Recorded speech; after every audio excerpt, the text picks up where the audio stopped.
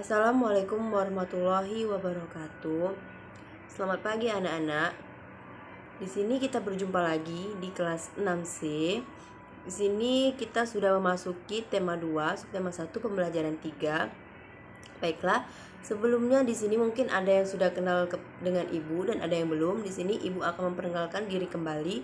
Perkenalkan, nama Ibu Aini Ria Mega. Dari Universitas PGRI Palembang. Di sini Ibu akan membantu Ibu Dina dan Ibu Lista dalam mengajarkan kalian. Nah,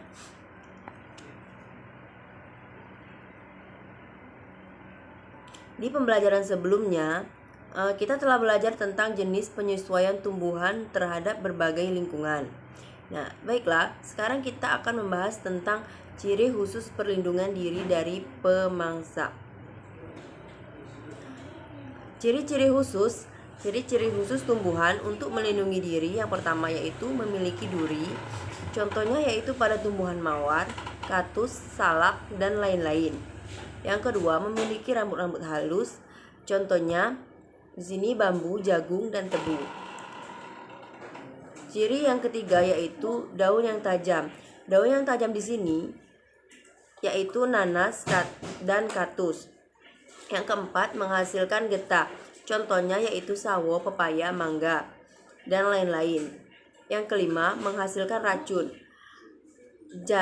Jarak kecubung, efeknya bisa membuat mual, muntah, halusinasi, sesak nafas, dan gelisah.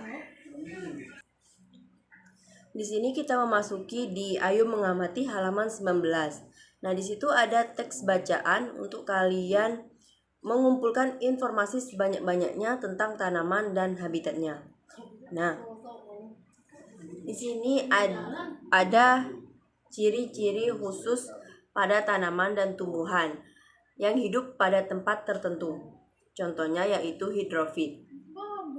Hidrofit adalah tumbuhan yang sebagian tubuhnya ada di permukaan air. Akarnya berada di air, memiliki rongga udara dalam batang atau tangkai. Daunnya muncul ke permukaan air. Contohnya yaitu kangkung dan genjer. Yang kedua yaitu hygrofit. Hygrofit adalah tumbuhan yang hidup di daerah lembab. Tubuhnya terdiri atas bagian-bagian akar, batang, dan daun. Batangnya pada umumnya tidak tampak karena terdapat dalam tanah. Daunnya yang muda umumnya melingkar atau menggulung. Contohnya pakis. Yang ketiga yaitu xerophyt. Xerophyt adalah tumbuhan yang hidup di daerah kering. Tumbuhan ini memiliki daun tebal, sempit, kadang-kadang berubah bentuk menjadi bentuk duri, sisi, atau bahkan tidak mempunyai daun. Batangnya tebal, mempunyai jaringan untuk menyimpan air. Akarnya yang panjang, contohnya lidah buaya. Nah, untuk dapat bertahan hidup, tumbuhan perlu menyesuaikan dan melindungi diri. Bagaimana tumbuhan tersebut dapat beradaptasi dengan lingkungannya?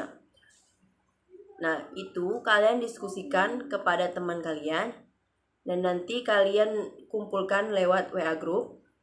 Di sini ke halaman 22 ada teks bacaan proklamasi kemerdekaan Indonesia. Di situ kalian baca juga dan nanti kalian tentukan peta konsepnya di halaman 24.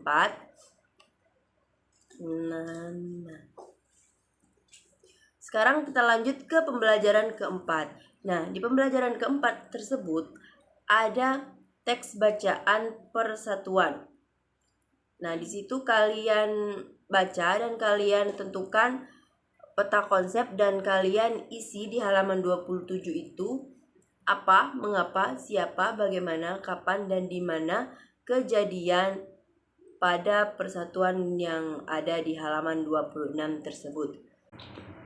Menuliskan informasi penting suatu teks dalam bentuk peta pikiran. Suatu teks memiliki informasi penting. Informasi penting tersebut dapat kita tentukan dengan membaca teks secara utuh. Kita juga dapat menemukan informasi penting menggunakan kata tanya apa, di mana, kapan, siapa, mengapa, bagaimana. Dengan membuat pertanyaan dari kata tanya, kita dapat lebih mudah menemukan informasi penting. Informasi penting dapat kita sajikan dalam peta pikiran. Peta pikiran dapat lebih mudah Peta pikiran dapat membuat kita lebih mudah memahami dalam mengingat kembali suatu teks. Sekarang buka bukunya di halaman 28. Di halaman 28 tersebut ada permainan yang berasal dari NTT, Nusa Tenggara Timur. Nama permainannya yaitu Rangku Alu. Adalah permainan dan tarian asal Manggarai, Flores, Nusa Tenggara Timur. Permainan dilakukan oleh 4 orang memegang 4 tongkat bambu, memakai tongkat membentuk palang dan menggerak-gerakkannya.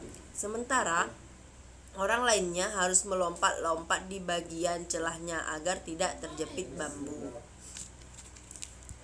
Sekarang kalian kerjakan di buku latihan halaman 21, 28, dan 29.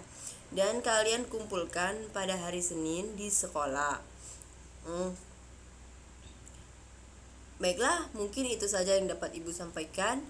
Jika ada pertanyaan atau yang tidak paham boleh ditanyakan.